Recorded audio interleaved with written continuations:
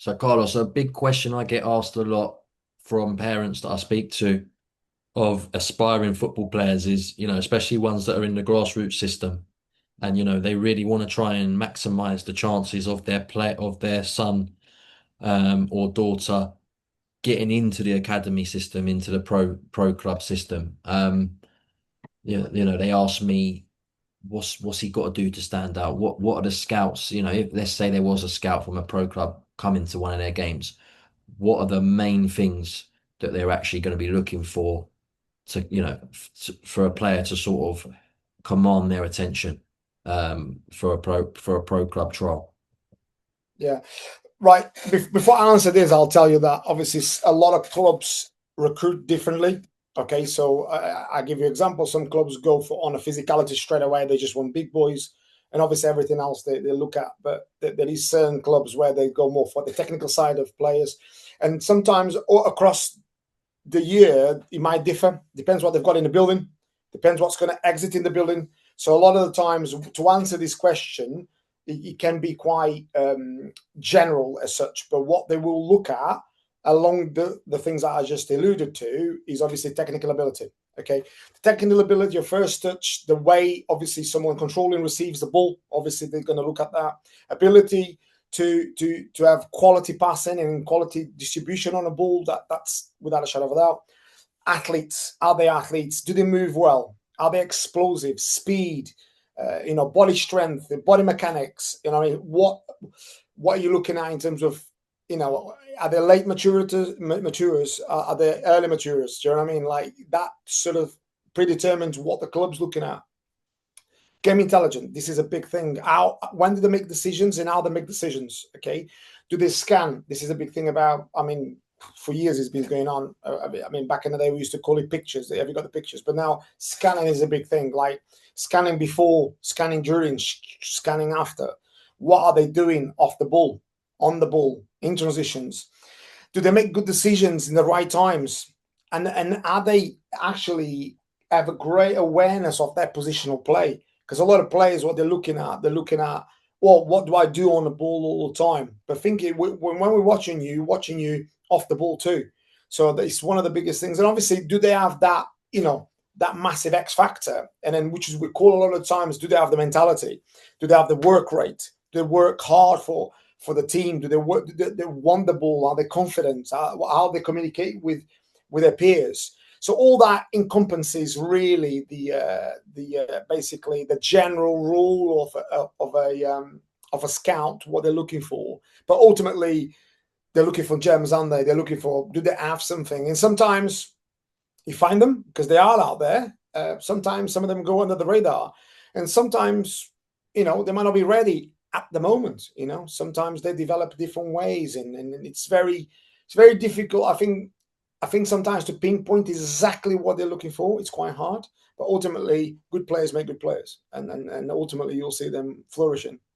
So obviously you touched on quite a lot of things there, and it may be that the first time a scout is in front of a player, they might not actually hit all of those boxes to their capabilities. So an interesting way to look at it could be if we actually reversed what you said and said what things, if you were to show an academy scout things that would be red flags where they would just be like, look, as good as you are in other areas, we wouldn't be able to consider you because of what you lack in that area. Would you say the main things would be obviously athleticism? So say for example you had a player that was really, really technically very good. They scanned, they made great decisions, but their fitness was lacking.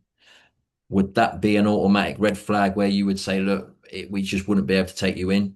And also, other things like they might be really, really athletic, but they can't control the ball, they can't pass the ball. Obviously, that would be a red flag. So, are there certain things where a scout might go, oh, he's quick, or he looks like an athlete, and then you see them control the ball, and you're like, okay, yeah, we can't go any I further. think, I think that answer is what I said in the beginning.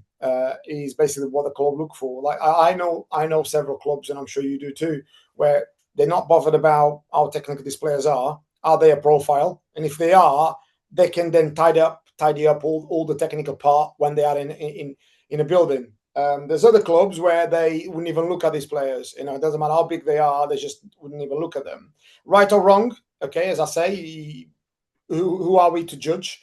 I have seen players where they were incredibly like athletes and they were not at the level technically, and then within 2 years you see them and you go, "Whoa, what a difference!" And I've seen the other way around as well, where some of them are really technical, not really physical, and all of a sudden you see them 2 3 years, they're 6'4", and you go, "Wow, what's happened there?" So it's a really, I think I go back to what I always say: let them cook, because letting them cook, you eventually get what it's going to look like. But actually, the hard part is judging, isn't it? Because you might look at a player and you think he's miles off it. But how do you know in 2 years' time he's going to be good? You don't know, do you? You just don't know. It may be good, it may be really bad, or maybe not even developed.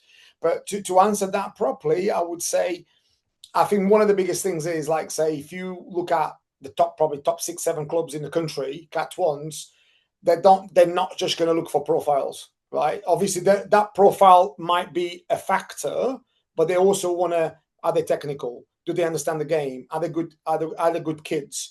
One thing for me, red flag, is massive red flag, and I've come across a lot of them in my career, is bad attitude. Some of these kids, like like if a kid's got bad attitude, you go and scout them, and they've got bad attitude. You might even be a really good player, but I mean, we've dealt with quite a few in previous clubs where they were good players. There's no choice about it, and the family were lovely, but the kid just hard work, man. And then I think that sometimes can, they get involved in the wrong things, and it's really hard to manage, and that in itself, as we all know, I mean, you can be a great player, but if you've got bad attitude, and then you think you're better than what you are, that can sometimes be a massive red flag. For me, as a scout, if I was scouting, that'll be a bigger red flag than actually someone that probably wasn't as good technically or not as physical, because those kind of things, sometimes you can overcome it.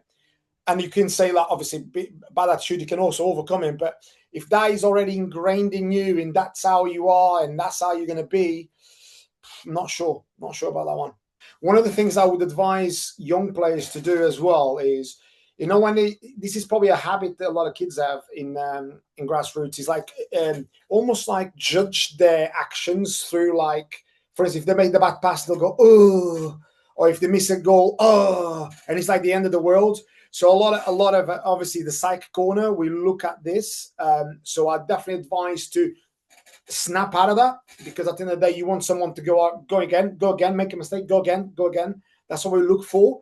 A player that misses a pass and goes, and you know that, listen, that shows me a bit weak sack corner. So really, really important part, which sometimes that can go, I went to watch a player the other day through someone that recommended to go and see this player. And then actually 2 of these players, the player I was supposed to watch, and I ended up watching the other 2 because they were quite good as well. And the kid was a good player, but honestly, every time he made a mistake, you could just see his body language. Like, if you didn't get the ball, he would just drop his shoulders, he just heads down. And that is a massive red flag. Don't take me wrong, that could just be a habit, but a bad habit needs to be, snapped out of it. The other thing I would advise parents to do, obviously, join a good grassroots team that is doing well. So joining, a good grassroots teams that wins things. So they are probably finalists in their year, finalists in the cup, good tournaments. They go to good tournaments because there's some great grassroots teams out there that showcase a lot of events, which some of them even play against really good academy teams. Attend academy development centers. That's another thing I definitely advise, because if you're a very, very good grassroots player, you may be very, very close to sign for a Cat 3, Cat 2, Cat 1 club sometimes, depending on age groups. And ultimately, and this is probably vital, get highly quality training. Okay, this is not to highlight, just go and get a one-to-one coach, but get quality training and make sure you practice every single day. Don't just rely on a training sessions once or twice or 3 times or even 4 times even to develop. You got your own time. You've got to do your own schedule of training too, in order, because honestly, the competition is fearless. That's what I'd advise.